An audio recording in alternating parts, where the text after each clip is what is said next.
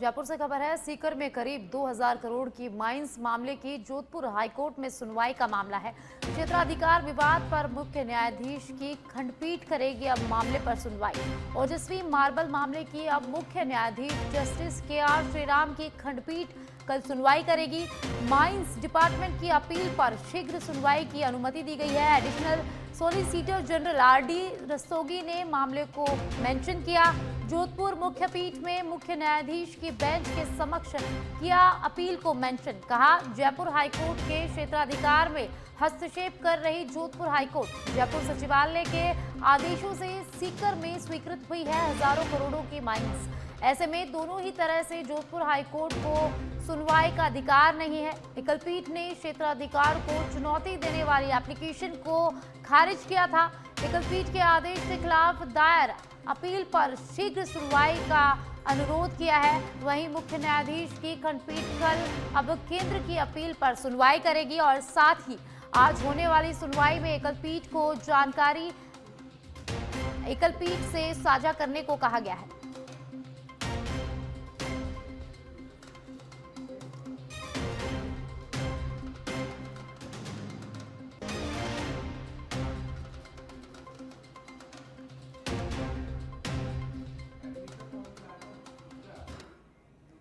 Rajasthan high court को 7 नए जज मिल गए हैं। अधिवक्ता कोटे से 6 और न्यायिक अधिकार कोटे से 1 जज मिला है। केंद्र की मंजूरी के साथ ही जारी हुए नियुक्ति वारंट। जयपुर हाईकोर्ट से अधिवक्ता विपिन गुप्ता, अनुरूप सिंघी, संदीप तनेजा, रवि चिरानिया के नियुक्त हुए वारंटी। और वहीं जोधपुर हाईकोर्ट से अधिवक्ता बलजिंदर सिंह सिद्धू, संजीत पुरोहित को नियुक्ति दी गई है। वहीं न्यायिक अधिकारी कोटे से DJ संगीता शर्मा के नियुक्ति वारंट जारी किया गया है।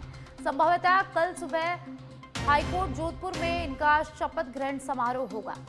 तो राजस्थान को 7 नए जज मिल गए हैं और कल हाईकोर्ट जोधपुर में इनका शपथ ग्रहण समारोह होगा। तो इस वक्त की बड़ी जानकारी, राजस्थान हाईकोर्ट को 7 नए जज मिल गए हैं।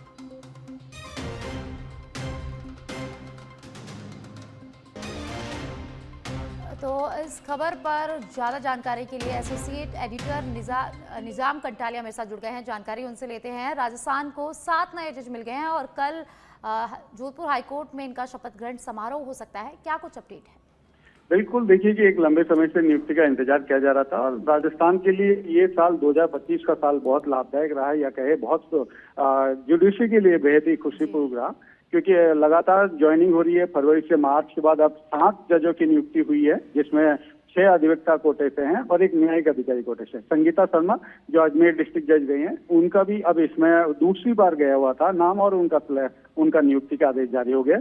और इसके साथ ही 6 अधिवक्ता, 2 अधिवक्ता जो हैं जोधपुर हाईकोर्ट से हैं, संजीत पुरोहित और बलजिंदर सिंह संधू। दूसरी तरफ राजस्थान हाईकोर्ट जयपुर पीठ से जो है 4 अधिवक्ता है, जिसमें रवि चिरानिया, विपिन गुप्ता और इसके साथ ही अगर बात की जाए अनुरूप सिंघी का नाम जो 4 जजों के नाम में शामिल है। लेकिन बेहद महत्वपूर्ण बात है, राजस्थान के लिए बहुत खुशखबरी है एक तरीके से। साथ ही जोधपुर से ही देखिए जयपुर हाईकोर्ट से संदीप तनेजा का नाम भी अब इसमें शामिल है। यानी लंबे समय से इंतजार किया जा रहा था और ये राजस्थान के लिए एक बड़ी बात है कि अभी जो संख्या है जजों की संख्या वो 40 से भी ज्यादा हो गई है। और यानी कि अब बहुत अपनी अच्छी मात्रा में जो कह सकते हैं जजों की संख्या के साथ जो है तो राजस्थान हाईकोर्ट सुनवाई करेगा। संभवतः माना जा रहा है कि कल सुबह जो है ये वोट हो सकती है जोधपुर में। और सभी लोग जो है, चूंकि कुछ ही देर में अगर कहें तो जो प्रोटोकॉल की तरफ से भी सभी को सूचित किया जा सकता है। फिलहाल ये नियुक्ति वारंट जारी होने की सूचना हम सबसे पहले दर्शकों तक पहुंचा रहे हैं। जी, बहुत बहुत धन्यवाद निजाम इस जानकारी के लिए। तो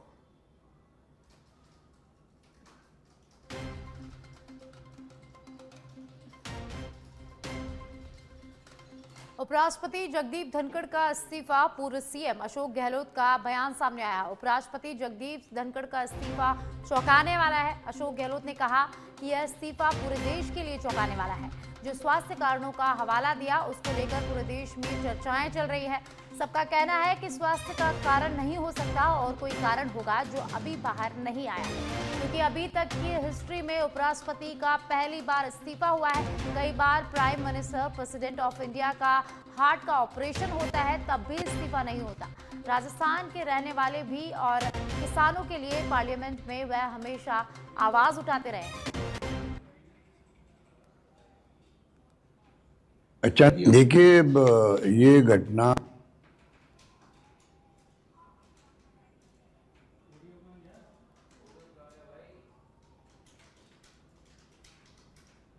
नहीं हुआ आज तक।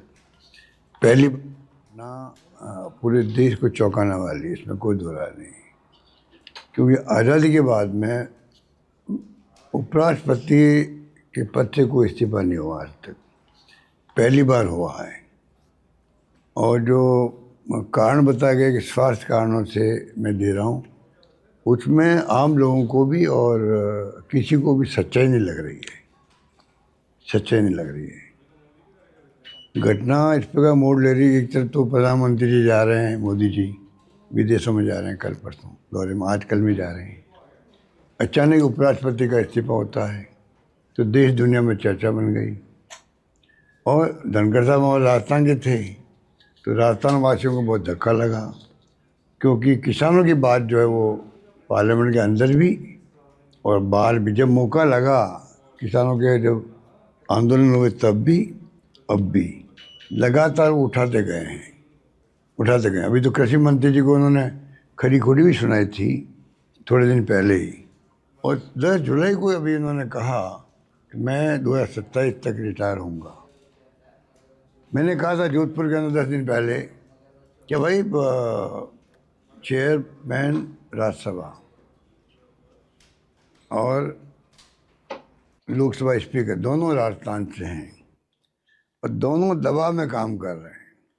मैंने कहा था दोनों दबाव में काम कर रहे हैं मेरी, और वो सच्चाई सामने आ गई। अब दबाव में काम करने वाला व्यक्ति इस प्रकार से चौंकाने वाला इस्तीफा दे सकता है, मेरा मानना है। अब असली बात क्या हुई है वो तो आरएसएस जाने या बीजेपी वाले जाने, ये किसी को नहीं मालूम है। आरएसएस को मालूम होगा, प्रधानमंत्री जी को मालूम होगा, मेरे ख्याल से ज़्यादा तो मैं कह सकता हूँ 2 को मालूम होगा कि किन कारणों से इस्तीफे हुए हैं। तो हम सबको बहुत दुख होगा कि भाई उनका इस्तीफा हो गया। अब भी मैं समझता हूँ, जैसे कांग्रेस ने कहा है कि प्रधानमंत्री जी को प्रयास करना चाहिए, क्या संभव है क्या कि वापस वो इस्तीफा लें? पूर्व सीएम अशोक गहलोत का पुराना बयान चर्चाओं में है। 28 जून 2025 को पूर्व मुख्यमंत्री अशोक गहलोत ने बयान दिया था। उपराष्ट्रपति जगदीप धनखड़ को लेकर ये बयान दिया गया था। जोधपुर में कांग्रेस की संविधान बचाओ रैली में उन्होंने बयान दिया था। उपराष्ट्रपति धनखड़ के सरकार के दबाव में काम करवाने को लेकर ये बयान दिया गया था। तो पूर्व मुख्यमंत्री अशोक गहलोत का बयान चर्चाओं में आ गया है, जो उन्होंने उपराष्ट्रपति जगदीप धनखड़ को लेकर दिया था।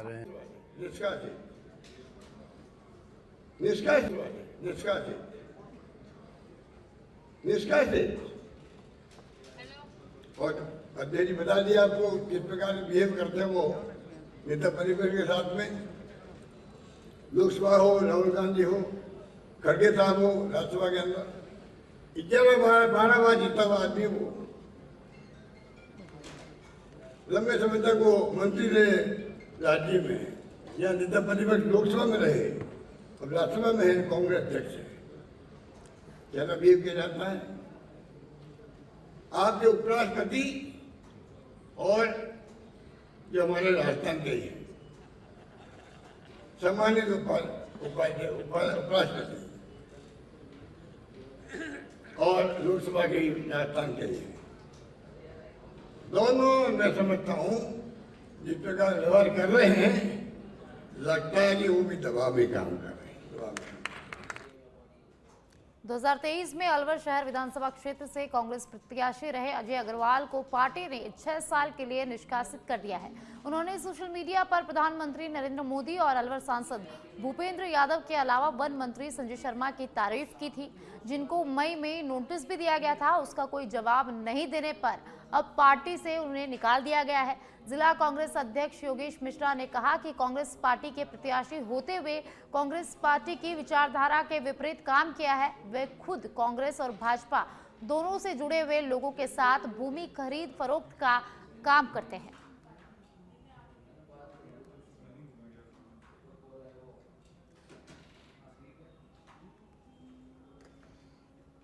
निलंबन करने का अधिकार जिला उपाध्यक्ष नहीं है। उसका अधिकार जो प्रदेश अध्यक्ष है उनको है। या प्रदेश अनुशासन समिति नोटिस जारी करने के बाद यदि नोटिस से संतुष्टि ना हो, प्रदेश अध्यक्ष को रिपोर्ट दे, उसके सहमति के बाद ही किसी का निलंबन किया जा सकता है। यही बात योगेश मिश्रा जी की। योगेश मिश्रा जी की मेरी शुरू से अवनत एक दूसरे के खिलाफ चलती आ रही है, क्योंकि योगेश मिश्रा जी ये मान के चल रहे थे अलवर शहर विधानसभा में वो कांग्रेस के प्रत्याशी होंगे। अब मेरे को टिकट मिलने की वजह से योगेश शर्मा जी के दिमाग में उसी दिन से मेरे खिलाफ। बांसवाड़ा की छोटी सरवन पंचायत समिति पर कांग्रेस ब्लॉक अध्यक्ष अंकित नीनामा के नेतृत्व में रैली निकाली गई। रैली मेट और सरपंच संघ निकाली और विकास अधिकारी को ज्ञापन सौंप नरेगा मेंटो और मजदूरों को समय पर भुगतान, पात्र लोगों को पीएम आवास योजना में शामिल करने की मांग। और इसी दौरान भाजपा सरकार पर वादा खिलाफी के आरोप लगाए। और रैली को संबोधित करते हुए नीनामा ने कहा कि नरेगा गरीबों की रीढ़ है, इसमें सुधार जरूरी है।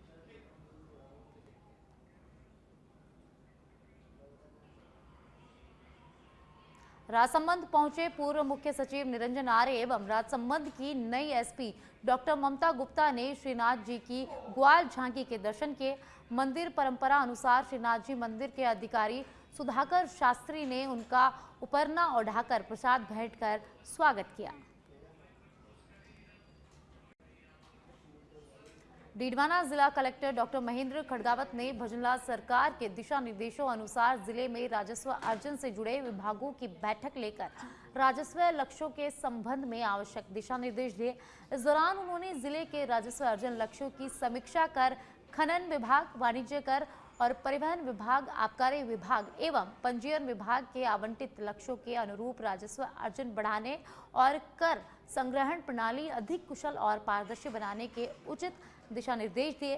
और इस दौरान जिला कलेक्टर ने खनन विभाग को राजस्व अर्जन बढ़ाने, परिवहन विभाग को वाहनों के बकाया टैक्स वसूलने, ओवरलोड वाहनों पर जुर्माना लगाने, आबकारी विभाग के राजस्व लक्ष्यों की समीक्षा कर समय पर राजस्व अर्जित करने, अवैध शराब के विरुद्ध कार्रवाई करने के भी निर्देश दिए।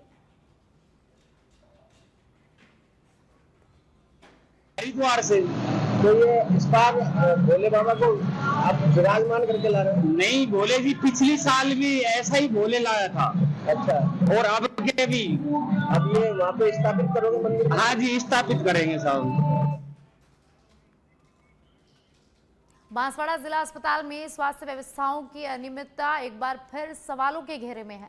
लाखों रुपए की लागत से तैयार किया गया नया आउटडोर भवन कुछ दिन संचालन के बाद अब बंद कर दिया गया है और अब मरीजों को पुराने आउटडोर भवन पर पर्ची बनवाने के लिए घंटों लंबी कतारों में खड़ा रहना पड़ रहा है। मरीजों के परिजनों का कहना है कि नए भवन को जनता के टैक्स से बनवाकर शुरुआत की गई थी, लेकिन उसका अचानक बंद हो जाना आमजन के साथ अन्याय है। मैं यहाँ पे इलाज कराने के लिए आया हूँ हॉस्पिटल में, तो यहाँ पे पर्ची कराने के लिए मुझे लाइन पे, लंबी लाइन पे, कतार पे खड़ा रहना पड़ रहा है। बाहर आउटडोर बना हुआ है, यहाँ पे काफ़ी टाइम से बंद पड़ा हुआ है, तो हमें यहाँ पे पर्ची कराने के लिए इतना लाइन पे खड़ा करना है। इलाज कब कराएंगे हम? कितने टाइम से खड़े आप इलाज कराने के लिए? यहाँ पे करीबन 10-15 मिनट तो हो गए मेरे को पर्ची कटाने का, और लंबी लाइन है, करीबन मेरे आगे 20-25 जन है। मेरा नंबर कब आएगा पर्ची कटाने के लिए? क्या सुधार होना चाहिए?